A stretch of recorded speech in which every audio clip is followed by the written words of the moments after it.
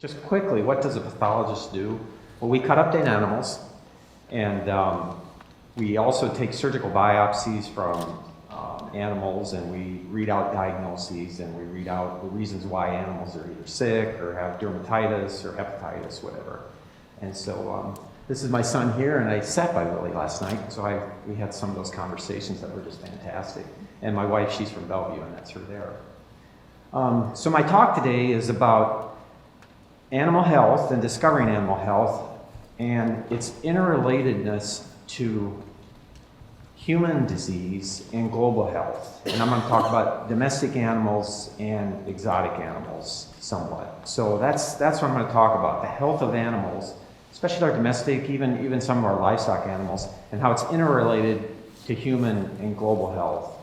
And so as a veterinary pathologist and a veterinarian, we're well positioned to see this because we're seeing animals that die as a pathologist. Other veterinarians are diagnosing disease, but we're seeing the lesions histologically, microscopically that's going on in some of these animal tissues that's very similar to what you see in human disease. But we're at that point where we're seeing some stuff that maybe others don't see. And there's plenty of scientists that do similar things. And they have great ideas also, but there's a few core things and examples that I'll talk about today. And I bet that you know most of these that I'm going to talk about. Does anybody know where this is, by the way? You probably do. It's Bellevue, Lock and Dam number 12. And so that's Charlie Flatness. He's from Mason City. He's a friend of mine. And he's well positioned there to dive into Lock and Dam number 12 in the Mississippi River. And that's my correlate of us being, as veterinarians, being well positioned for diagnosing some of these diseases. Anybody know this guy? Probably not. I didn't. And so his name is Dr. Salmon, and he was from the first veterinary class in the United States. Guelph in Canada is the oldest veterinary school in North America, but he was from the first veterinary class. But Dr. Salmon, S-A-L-M-O-N. Ring a bell? No. So salmon, not the fish, but he's important for one thing, and probably many other things too. But he was a guy that isolated salmonella. And salmonella has caused typhoid fever and all that. So he was working in microbiology, and he recognized this organism, identified it, and that organism causes disease in a lot of different species, but it also causes disease in humans. Also working in his lab was Theobald Smith, and Theobald Smith identified and cultured brucellosis, which also causes disease in animals, but can also cause disease in humans as well. So there's an example of somebody just kind of at the forefront, kind of working on things, recognizing things, putting two and two together, and identified some things. This one is Bill Hadlow. And Bill Hadlow, kind of looking what I have there, I have up on the screen Scrapie and Kuru, and you can see a sheep, and then right next to that is a brain. It's a section of a brain. And I've met Bill. He's a veterinarian. He's a veterinary pathologist. He passed away a couple years ago. Wonderful, humble human being. But in the 1950s, he was working on Scrapie. And Scrapie is a disease. It's a CNS disease. It's kind of obscure. And he was noticing that these sheep, and he eventually went to work on menkencephalopathy and chronic wasting disease in sheep. But he was noticing these things in sheep, and he had read about this disease called Kuru in New Guinea, some of the native people that live in New Guinea, and they had a ritual of eating, it's some sort of ritual where they ate brains, so there was some cannibalism, and they developed this lesion, and it come to find out that it was a prion disease, which we now know, in these Kuru people, or in this disease called Kuru, that is actually similar to Scrapie in sheep. And so he put that together, and what I have up there, that text up there, is a letter he sent to the Lancet, the journal Lancet, and he connected these two things, and eventually people went on and said, aha, yes, they are connected. And then further on, then Staniel Prusner, he identified prions as being the cause of these. And so, unfortunately, he didn't get the Nobel Prize. Everybody that worked on that around him ended up getting the Nobel Prize, but he was the one that connected it and came that close to getting the Nobel Prize, but put that connection together. Really interesting story. And humble, is just a most humble guy and so accomplished. So then this is Dr. John Kluge, an Iowan and another veterinary pathologist, and you'll see there's some sections there. There's a brain, and then there's another brain on the right, and then there's a cow that's kind of stumbling around. Well, John Kluge was working he was a veterinary pathologist in my department, my current department, and when he retired, he worked for NVSL, National Veterinary Services Lab, and their job is to look at brains of cattle that are down to make sure that we're not getting bovine spongiform encephalopathy in the United States, which is mad cow disease. And mad cow disease is a prion disease similar to Bill Hadlow's, the Scrapian Kuru thing that I was just talking about.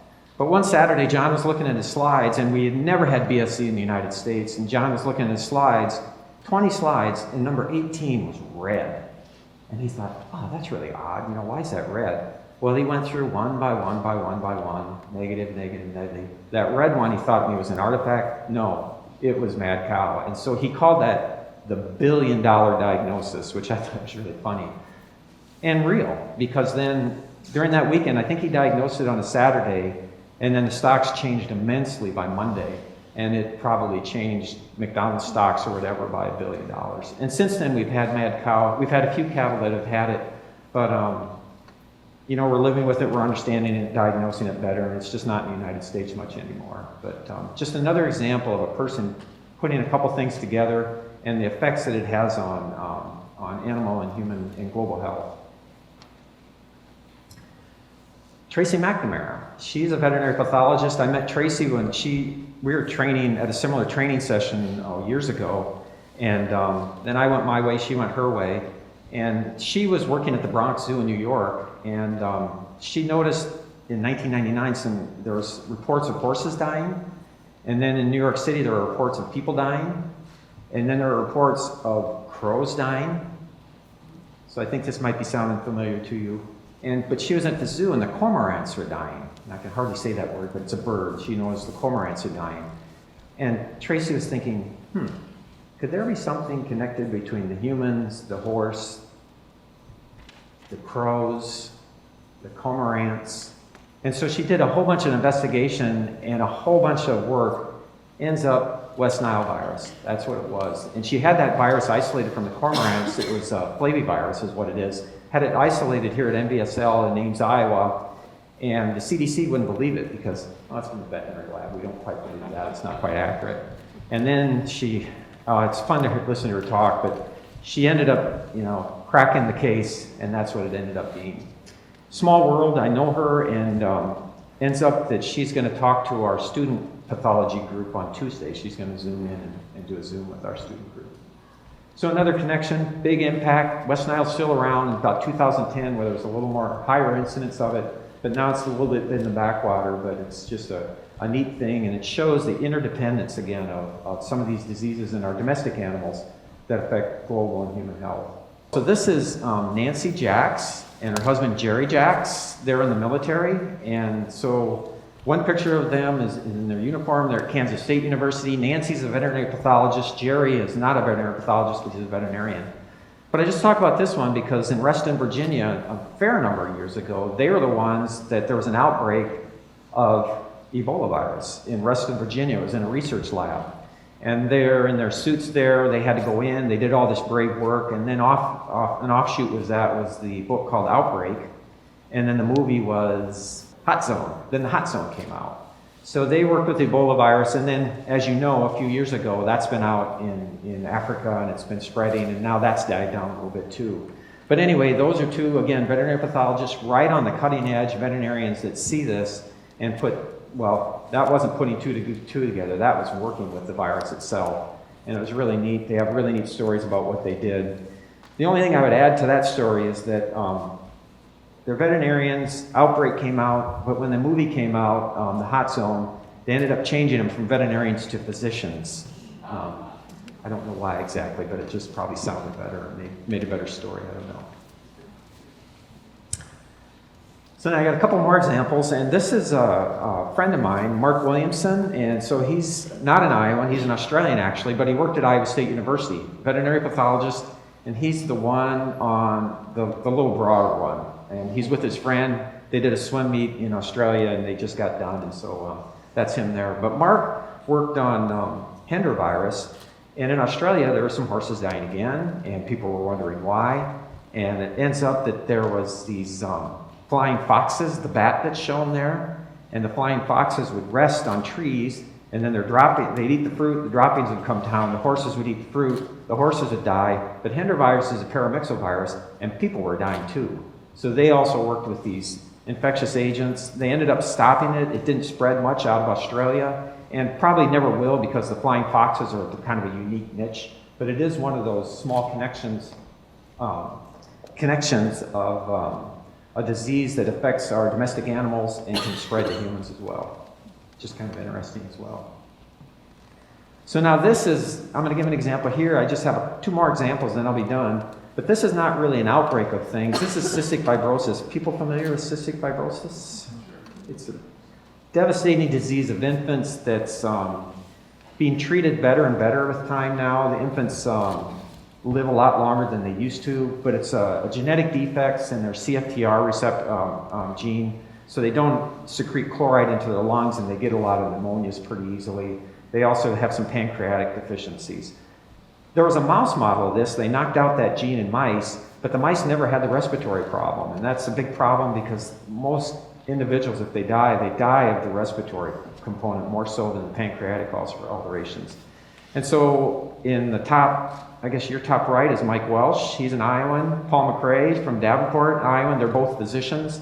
And in the middle center is Dave Meyerholtz, and he's a veterinary pathologist from Wapello. He worked at Iowa State University. And those 3 got together and they decided they were going to make a cystic fibrosis pig. And they did. And the pig has respiratory lesions, and the respiratory lesions mimic that in infants very well. And so it's a huge breakthrough. It's a neat model, and now it's used. It's, I think, one of the leading models for studying cystic fibrosis in infants in this model in pigs.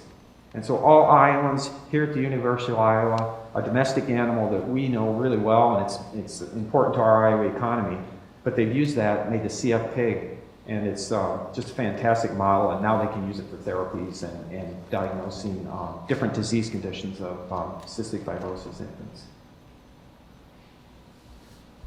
So now I'm near to the end of my talk, and this is me. So I'm up on that picnic table. My grandma in Spragueville took that picture. I don't know how I didn't fall off. I had these slick shoes on, and I'm feeding that little lamb.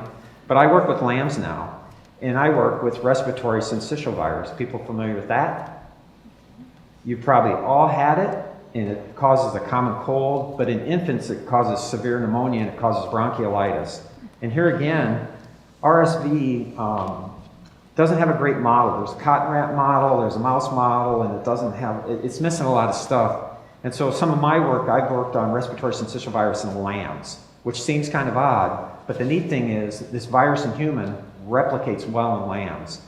And I wasn't the first to start this lamb model. Some others, Randall Cuplip and Howard Lemkool at the National Animal Disease Center, first started working with bovine respiratory syncytial virus in lambs and started working on it. And then Mark Williamson, the guy from Australia, came up to me one time and said, "Hey Mark, do you ever think about working on RSV and putting that human virus into lambs?" I said, "No." And so I did. And now we've developed this model, a lot of work, number of years, but now we're using this model to test human pharmaceuticals. And I was at the International RSV meeting in Argentina last September, and it's looking like there could be a drug for RSV in probably the next 5 to 10 years. And a couple of the drugs we're working with, one is already in infants or adults and going in infants, and another one is in humans and working well in humans. And so that's a really neat outcome, and it's just working with this virus strain, again, using one of our animal models to study a human disease that has global impact. Because RSV it's not only affects us here in the United States, but it can be devastating in certain countries. So then lastly, like I said, there's many, many other people working on a lot of these diseases that have global impact. This is the door of my office, and Science Magazine is one of the, highest quality scientific journals that there is, Science and Nature. They're very important. If you can publish in Science, you're doing really well. Well, I collect those that have some of our animals, domestic animals or wild animals here. And they're cute. Most of them are cute, but that's not why they're on the cover. They're on the cover because they have some sort of paradigm shift or very, very significant impact on disease or basic biology or basic medicine. And I have that there because it's just another indication of the global impact of some of our animal models that affects health and life of our biodiversity in the world, and also the health of humans and the health of our animals and domestic and wild animals. There's a number of offshoots from those, and there always will continue to be. And we have one planet, and I think we have to keep the health of this planet safe and secure, and we need to just continually learn about all these diseases in the wide biodiversity that we have. And that's all I got. Thank you.